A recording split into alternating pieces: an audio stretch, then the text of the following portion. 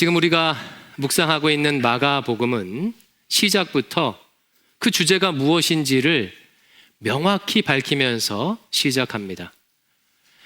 누군가 우리에게 마가복음의 주제가 무엇이냐고 묻는다면 주저없이 마가복음 1장 1절을 읽으면 된다고 말씀드렸지요.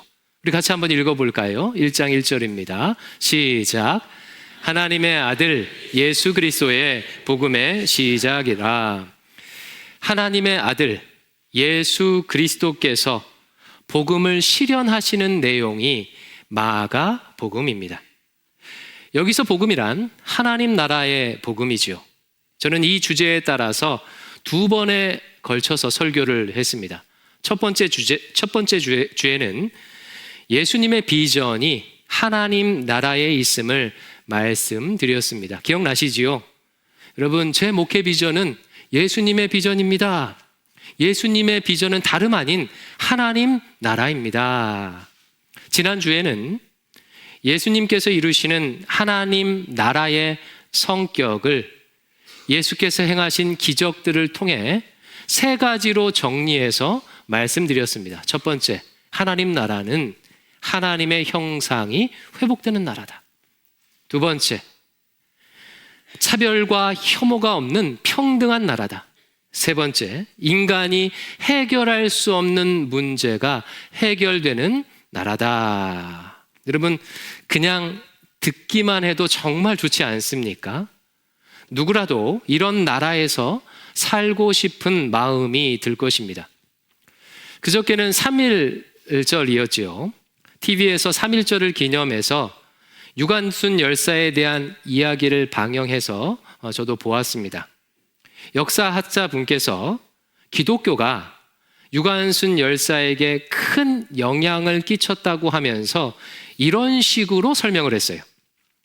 유관순은 여성을 존귀하게 여기고 사람을 사랑하는 기독교의 가치에 매료되어 적극적으로 기독교를 받아들였다.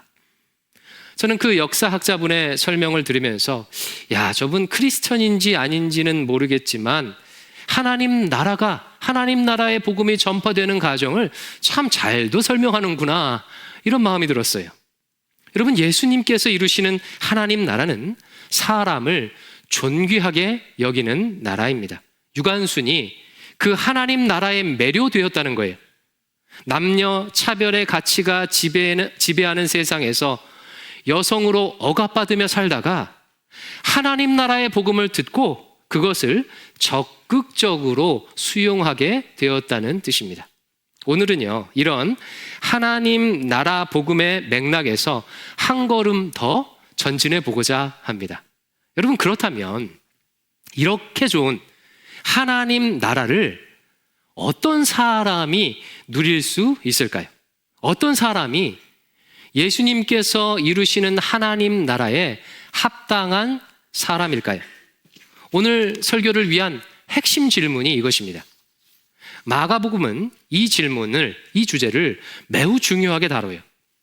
예수께서 선포하신 하나님 나라에 누가 합한지를 다양한 사람들과 다양한 에피소드를 통해서 보여줍니다. 저는 오늘 여러 에피소드들 중에서 오늘 본문 수로보니게 여인의 이야기를 살펴보려고 합니다. 제가 이 이야기를 선택한 이유는요, 수로보니게 여인이 하나님 나라는 어떤 사람이 누릴 수 있는지를 가장 잘 보여주는 대표적인 인물이기 때문이에요. 오늘 본문을 이해하기 위해서는 먼저 이 본문이 등장하게 되는 맥락을 먼저 좀 아셔야 돼요. 수로보니게 여인의 이야기 직전에 이런 이야기가 먼저 나옵니다. 예수님께서 정결규례와 관련하여 바리새인과 논쟁하는 장면이 수로보니게 여인 이야기 직전에 나옵니다. 구약의 율법 중에는 정결규례라는 것이 있어요. 정결규례는 이스라엘 백성들이 거룩하신 하나님 앞에 나아갈 수 있도록 준비시키는 규례예요. 대강 이런 내용입니다. 너희들 하나님 앞에 나가기 위해서는 이러이러한 음식은 먹어서는 안 돼. 너희들 하나님 앞에 나아가기 위해서는 동물의 사체나 시체를 만져서는 안 돼. 몸에 피부병이나 유출병이 있어서도 안 돼. 혹시 부정해진 사람과 접촉하게 되면 접촉한 그 사람도 부정해질 수 있으니까 조심해야 돼. 이런 식의 규례예요. 정결규례는 본래 이스라엘을 거룩하게 보호하도록 주신 규례입니다. 그러나 시간이 지날수록 이 규례가요, 이방인들을 혐오하고 배척하는 근거로 사용된 거예요. 정결규례에 따르면 이방인들은 항상 부정한 상태에 있습니다. 그러면 여러분 생각 한번 해보세요. 부정한 사람과 접촉하면 나도 부정해져요. 유대인들이 이방인들을 만나길 좋아했을까요? 꺼려했을까요? 당연히 꺼려했겠죠. 함께 식사하거나 만나는 것 자체, 접촉하는 것 자체를 꺼려했습니다. 이러다 보니까 시간이 지날수록, 역사가 흘러갈수록 점점 더 이방인을 차별하고 혐오하게 되는 거예요. 정결규례의 관점에서는요, 이방인들은 그 상태로는 절대 하나님께로 나올 수도 없고 하나님과 교제할 수도 없는 거예요. 예수님은 바리새인과의 논쟁에서 이 정결규례를 악용해서 가난한 자를, 이방인들을 차별하고 혐오하는 바리새인의 악함을 지적하셨습니다. 그리고 나서 오늘 본문 수로보니게 여인 이야기가 등장하는 거예요. 이런 문맥을 알고 오늘 본문을 한번 살펴보겠습니다. 수로보니게 여인은요, 바리새인과는 정반대에 있는 인물입니다. 24절에 보니까 예수님께서 두로라는 지방에 가셨다고 하죠. 두로는요, 이방 도시인데 특별히 바리새인들이 싫어했던 대표적인 도시가 두로입니다. 아하방 시대에 이스라엘에 바알 숭배를 드려왔던, 만연하게 했던 아합의 부인 여왕이 있습니다. 이름이 뭐죠? 이세벨. 이 이세벨이 두로 출신이에요. 두로는요, 과거 바알의 본산지였어요. 바리새인들은요, 이스라엘이 망한 주된 핵심 이유가 바알 숭배였다고 생각하기에 이방 나라 중에서도, 이방 도시 중에서도 두로를요 특별히 더 싫어했습니다. 이런 두로에서 예수님이 한 여인을 만납니다. 이 여인을 소개하는 마가복음의 수식어를 유심히 한번 보십시오. 25절, 26절 같이 읽어볼게요. 시작. 더러운 귀신 들린 어린 딸을 둔 한 여자가 예수의 소문을 듣고 곧 와서 그 발 아래에 엎드리니 그 여자는 헬라인이요 수로보니게 족속이라 자기 딸에게서 귀신 쫓아내 주시기를 간구하거늘. 그 여인은 두로 사람일 뿐만 아니라 남자도 아니고 여자였어요. 헬라인이며 수로보니게 족속이라고 이방인임을 강조하고 있습니다. 게다가 그녀의 딸은 더러운 귀신에 들려 있습니다. 그러면 또 생각해 보세요. 바리새인들의 관점에 따르면 이런 사람은 이 상태로 하나님 나라의 백성이 될 수 있겠습니까? 없겠습니까? 절대 하나님 나라를 누릴 수 없는 부류의 사람이에요. 그야말로 하나님 나라와는 전혀 상관없을 것 같은 인물이 바로 수로보니게 여인인 거예요. 바리새인들이요, 평소 이런 종류의 사람을 어떻게 생각하고 어떻게 불렀는지가 여인을 향한 예수님의 대사에 잘 묻어나 있습니다. 이 여인이 귀신 들린 자신의 딸을 치료해 달라고 주님께 요청하자 주님은 그녀의 요청을 무시하면서 이렇게 말씀하셔요. 27절. 예수께서 이르시되 자녀로 먼저 배불리 먹게 할지니 자녀의 떡을 취하여 개들에게 던짐이 마땅치 아니하니라. 좀 당황스럽지요. 여러분 무슨 뜻입니까? 너는 개와 같은 존재다라고 하는 일종의 욕인 거예요. 여러분 평소 이런 말을 이방인들을 향해서 누가 자주 사용했겠습니까? 바리새인이에요. 바리새인들이 주로 했던 말이에요. 주님은 바리새인들이 하는 말 그대로를 가지고 이 여인을 대하셨어요. 그러니까 마가복음은 주님의 이 대사를 통해 실제로는요, 바리새인을 지금 비꼬고 있는 겁니다. 이 여인이 결국 어떻게 되었을까요? 바리새인들의 예상과는 정반대의 일이 일어났어요.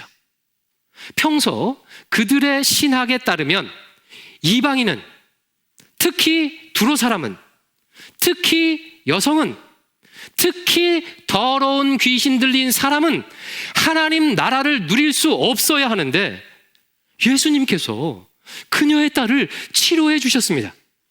그런데 그냥 치료해 주신 정도가 아니에요. 마가복음에서 주님이 어떤 병자를 치료하실 때는요, 항상 그 병자를 직접 대면해서 치료해 주십니다.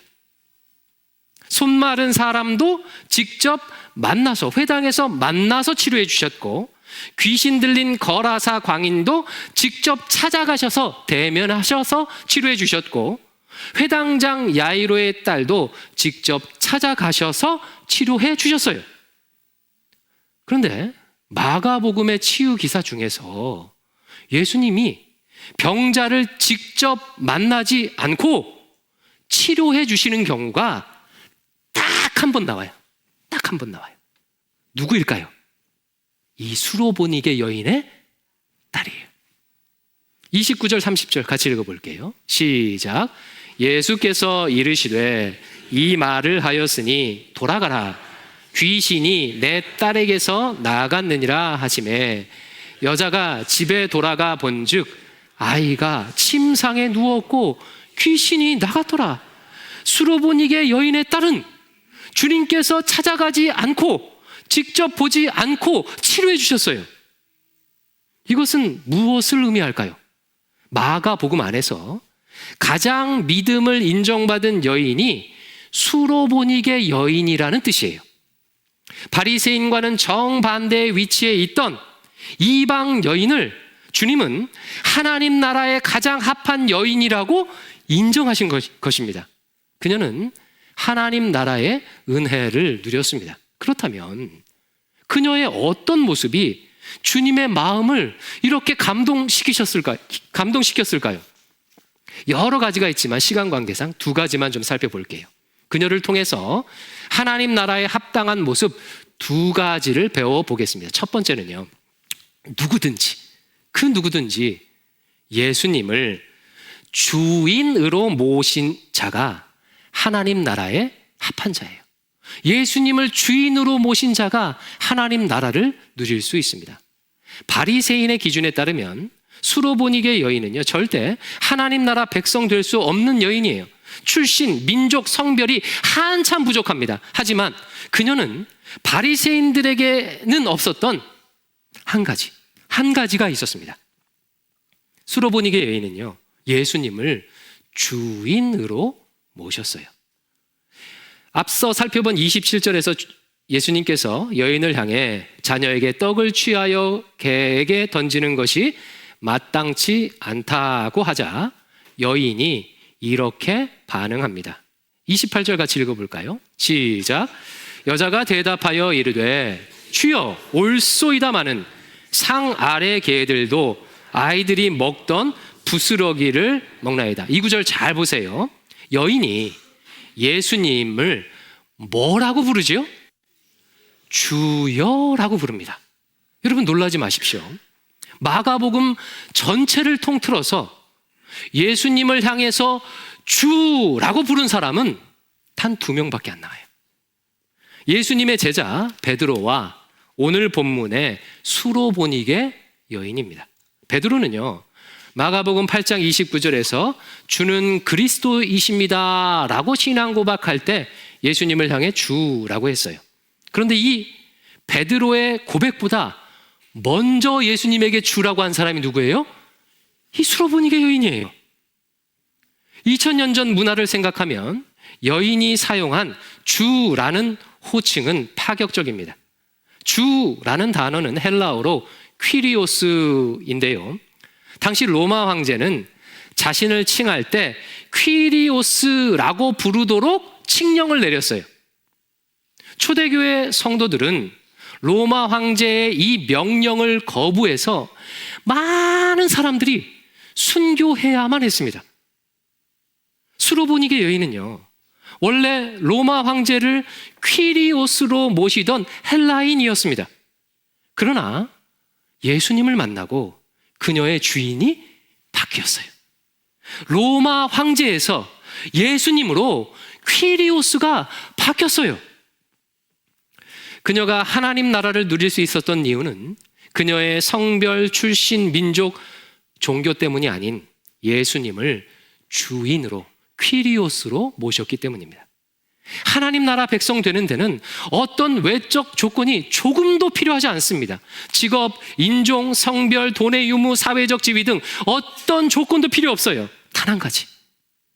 하나님의 아들 예수 그리스도를 주인으로 모신 자가 하나님 나라 백성 됩니다. 성경은요, 인간의 인생에 샬롬이 무너진 이유, 즉 평안함을 잃어버린 이유가 예수님이 아닌 다른 것을 주인으로 모시고 살기 때문이라고 말해요. 과거 왕이 다스리던 시대에는요, 왕을 주인으로 섬기며 살았지요. 자본주의 시대인 지금은 자본을 주인으로 모시고 삽니다. 어떤 이는 타인의 인정, 특별히 부모의 인정을 주인으로 모시고 살고, 어떤 이는 마음의 상처를 주인으로 모셔요. 어떤 이는 소유욕, 지배욕, 성욕 등 욕망의 지배를 받고 살아갑니다. 이런 것들의 지배를 받으니 당연히 인생이 고통스러울 수밖에 없는 거죠. 그래서 소위 깨어 있다고 하는 분들은 그 대안으로 이렇게 주장하기도 해요.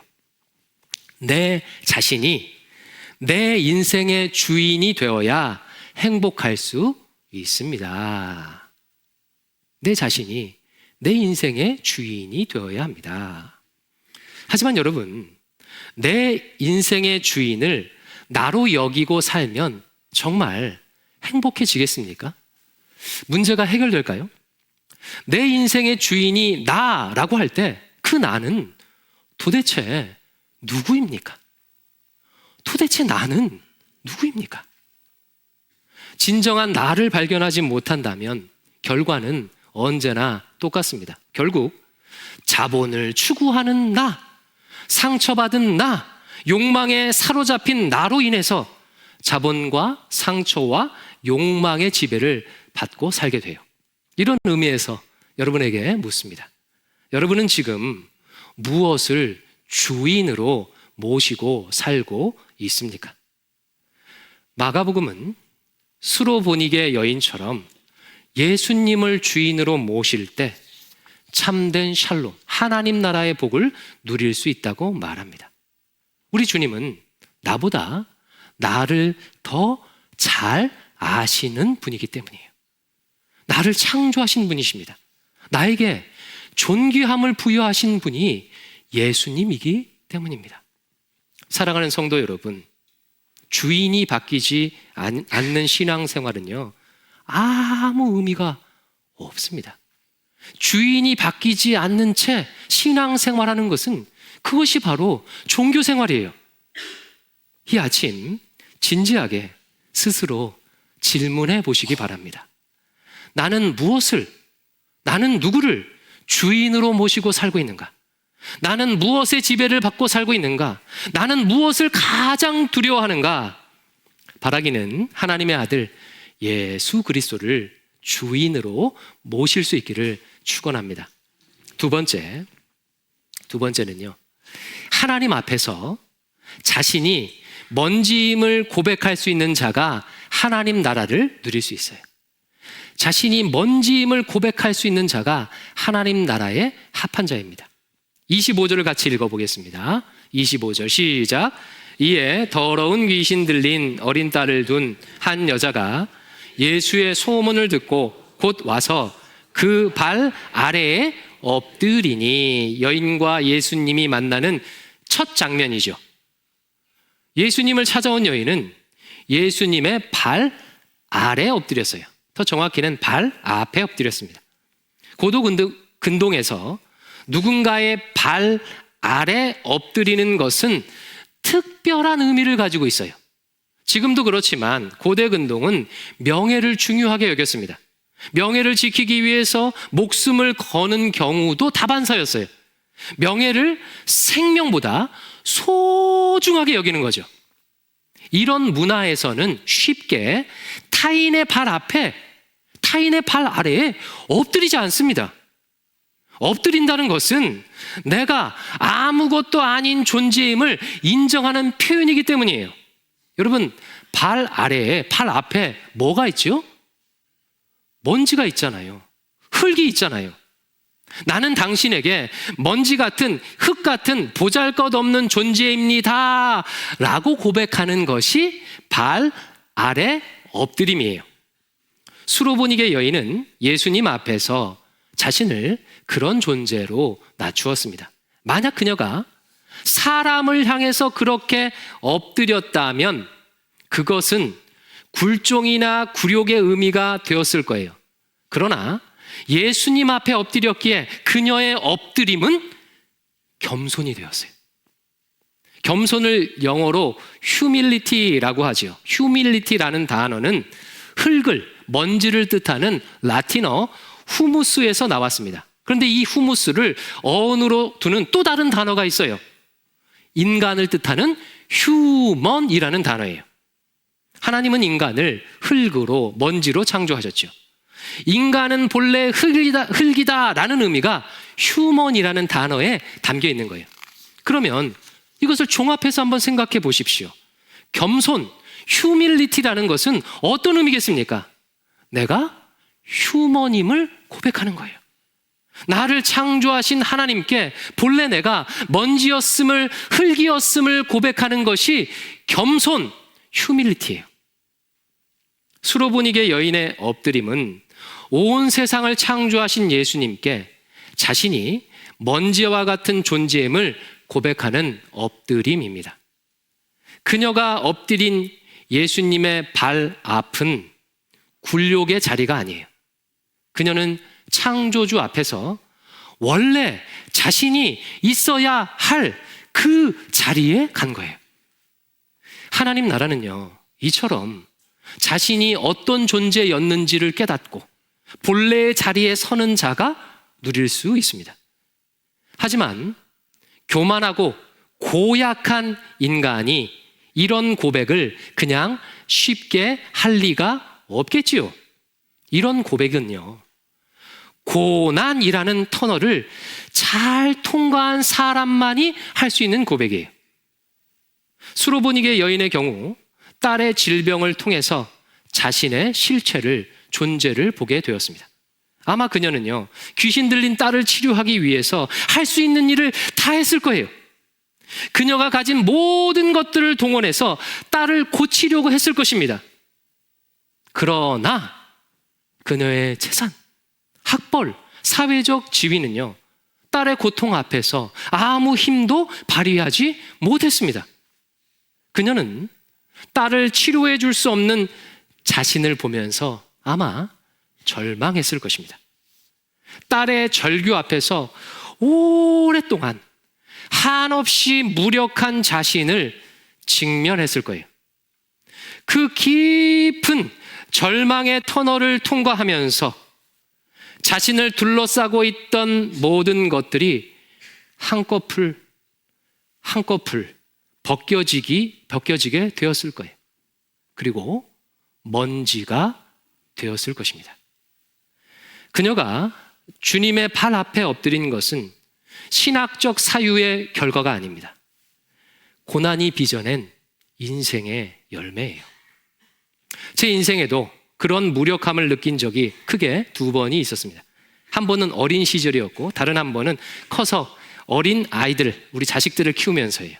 어린 시절 저희 가정에 있었던 아버지의 폭력 앞에서 저는 아무것도 할 수가 없었어요. 제가 할 수 있는 일이란 예수님께 울면서 간절히 기도하는 것밖에 없었습니다. 지금 생각해 보면요, 이불을 뒤집어 쓰고 했던 그 어린아이의 기도는요, 수로보니게 여인의 엎드림과 참 닮아 있는 것 같아요. 다른 한 분은 사춘기 아이들을 키우면서입니다. 저는 성인이 된 이후부터는 실패를 모르고 지냈습니다. 좀 재수없는 말이지만 시험을 보거나 어디 지원해서 떨어져 본 적이 한 번도 없어요. 목표를 세우고 죽기 살기로 노력하면 원하는 바를 성취했습니다. 하지만 자식을 키우는 일은요, 제 통제를 벗어나는 일이었어요. 자녀 양육에 있어서 저의 학력이, 저의 다양한 상담 경험이, 목사라는 직함이 아무 힘도 쓰지 못했어요. 노력할수록 제 밑바닥만 드러났습니다. 결국 자식 문제로 예수님의 발 아래 다시 엎드리게 되었습니다. 그전에는요, 기도를 해도 그냥 고개만 숙이고 하거나 혹은 무릎만 꿇고 하는, 기도하는 정도의 느낌이었다면 자식 문제로 완전히 주님의 발 아래 엎드리게 된 것입니다. 여러분, 혹시 내 힘으로 해결할 수 없는 절망적인 상황을 경험하고 있습니까? 예수님의 발 아래 엎드리라는 뜻이에요. 원래의 자리, 먼지의 자리로 돌아오라는 뜻입니다. 내가 가진 것으로 해결하려는 고단한 삶을 내려놓으라는 뜻이에요. 그럴 때는요, 더 고민할 필요가 없습니다. 예수님의 발 아래 엎드리십시오. 본래 흙의 모습으로, 먼지로 돌아가십시오. 그러면 예수님께서 그 흙에 생기를 불어넣어 사람이 되게 하실 것입니다. 딸을 직접 보지 않고도 귀신을 물리쳐 주실 것입니다. 혹자들은 이렇게 말을 하면 인간의 무한한 가능성과 능력을 무시한다고 반박할지도 모릅니다. 저는요, 인간의 가능성, 인간의 능력, 초인 같은 정신력을 인정해요. 하나님의 형상으로 창조되었으니 당연히 신적인 무엇이 우리 안에 있겠지요. 그러나 인생의 기초는 항상 먼지여야 합니다. 하나님 앞에서 나를 먼지로 여기는 겸손함이 삶의 기초가 되어야 그 인생이 튼튼한 거예요. 여러분, 아마 이런 이야기들을 종종 들어보셨을 거예요. 큰 기업의 2세대, 3세대 자녀들이 망가졌다라는 이야기를 종종 들어보셨을 겁니다. 여러 원인이 있겠지만 저는요, 핵심이 기초 때문이라고 생각합니다. 대기업을 일군 1세대는요, 가난을 알아요.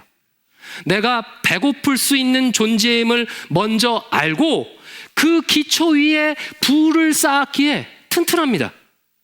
반면 2세대, 3세대는 부모의 성공에서 시작했어요. 태어날 때부터 부자였기에 가난을 모릅니다. 배고픔을 모르는 분은 모래성처럼 무너지기 쉬운 법입니다. 인생도 비슷해요. 신앙도 비슷해요.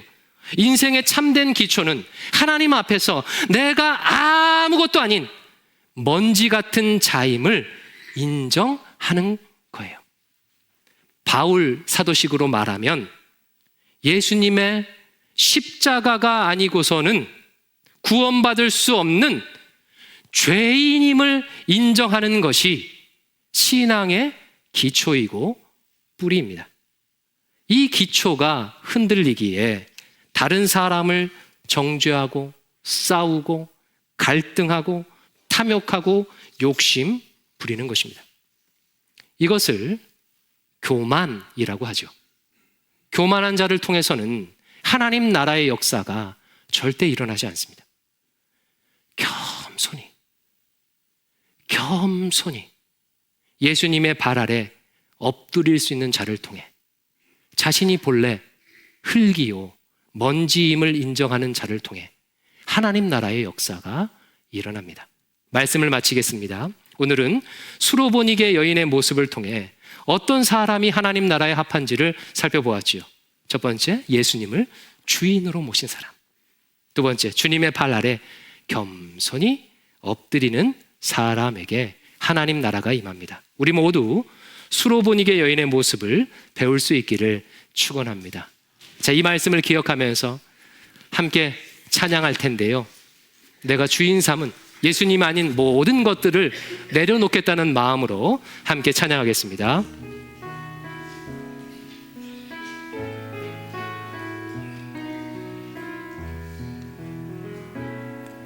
내가 주인 삼은 모든 건 내려놓고 내 주 되신 주 앞에 나가 내가 사랑했던 모든 건 내려놓고 주님만 사랑해. 내가 주인 삼은 모든 건 내려놓고 내 주 되신 주 앞에 나가 내가 사랑했던 모든 건 내려놓고 주님만 사랑해. 주 사랑 거친 풍랑에도 주 사랑 거친 풍랑에도 깊은 바다처럼 나를 잠잠케 해. 주 사랑 내 영혼의 반석 그 사랑 위에서 우리 처음부터 다시 찬양할까요? 내가 주인